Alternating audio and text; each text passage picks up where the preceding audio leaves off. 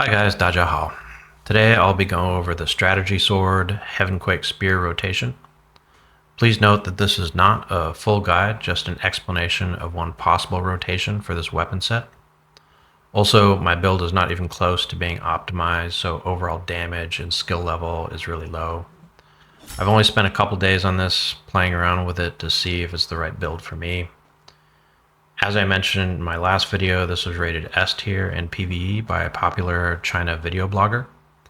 It's always been good actually, having survived some big nerfs earlier this year. It's known for a learning curve that is higher than the Nameless Sword Spear combo, and it has a totally different gameplay.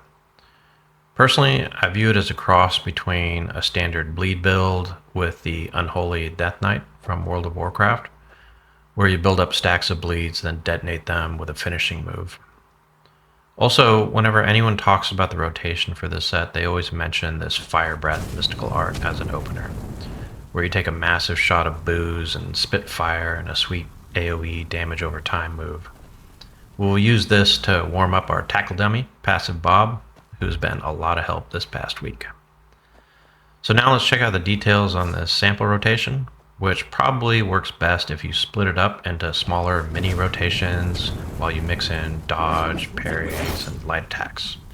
Alright, let's check it out. So this one definitely needs a detailed explainer.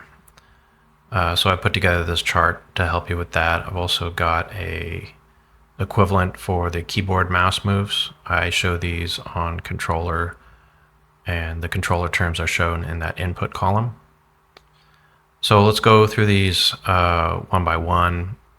It's optional, but you can start this off with that spitting Dragonfire move. I think originally this mystical art might have been bugged, and players found that it seemed to damage the way that buffs stacked on that second move, where it gave you sort of an easier way to accumulate the number of hits to get the higher damage bonuses. But as best I can tell, that's not effective anymore, and they may have fixed the bug.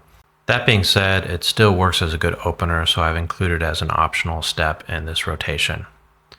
So in the second move, you're doing a series of strikes with the spear, which creates a damage buff based on the number of targets you hit. So if you hit 1 to 4 targets, you get 10%, 5 to 9, you get 15, 10 or more, you get 20%. It's really hard to get more than 6 on a single target, but if you have multiple targets, it's pretty easy to get 10. The third move is an AoE attack that debuffs the enemies, and it does the damage that is buffed by whatever buff you got in step 2. You can switch weapons as usual with the LTA move. When you switch to sword, you have a dashing attack, which applies 5 bleeds. You get that with the long press on the Y button. That was move number 5, and when you finish the dash, you're going to end up most likely behind the opponent. So for move number 6, you can reposition a little bit and then use the finishing move, which detonates the bleed stacks. You get a bonus damage for 5 stacks of bleeds, and then you can move on to move 7, which is a gap closer, which also reapplies 1 stack of bleeds. After that, we move on to number 8, where you can quickly double tap the same button, which gives you 4 slashes that gives you 5 bleeds again, and there's just like a 1-second window for that. Then afterwards, to finish the rotation, you detonate bleed stacks again with the finisher, which also gives you like a backdash. All right, let's check this out briefly, and then we'll break it down at half speed in more detail and look at the damage breakdown as well.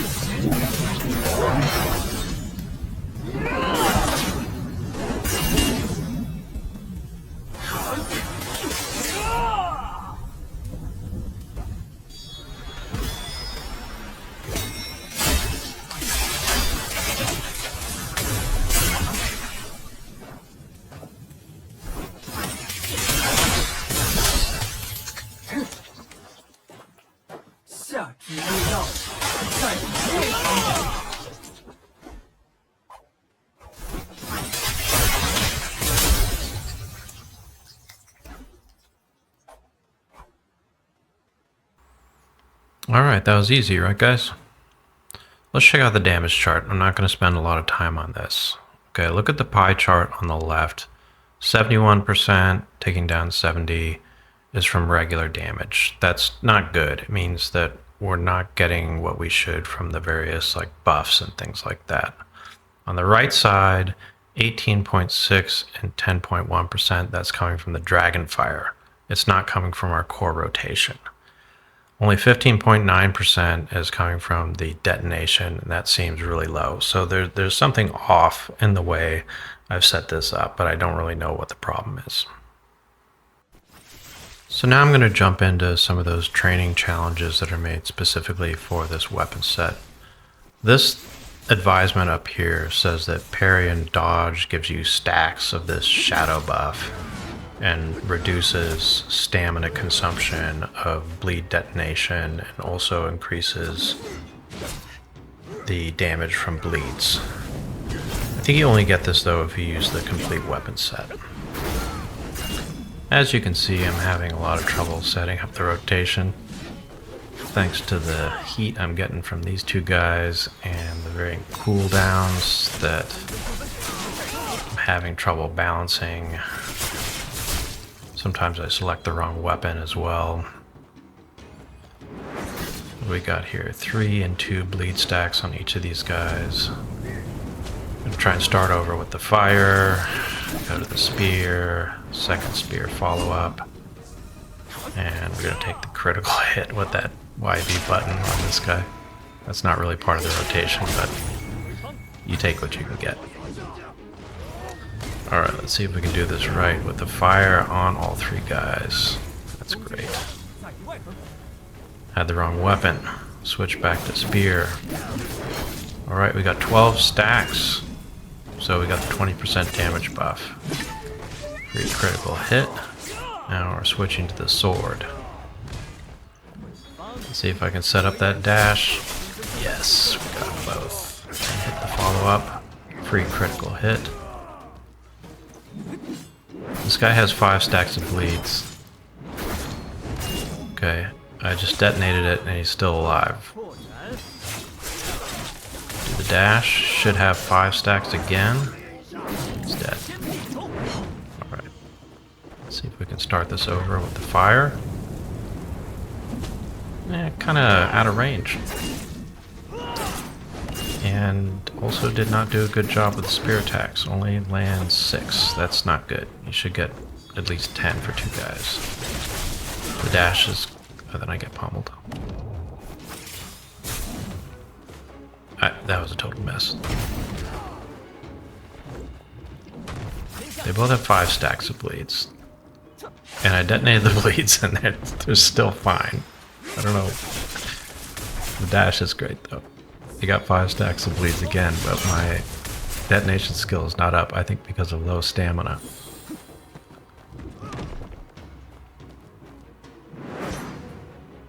I don't know what that was. Alright, let's try this fire. Fire always works if you're in range. Alright. The spear is totally reliable, and that finishing move is badass. Back to the sword. No. Heal up. Get the dash in. Does so little damage. But he has 5 stacks now.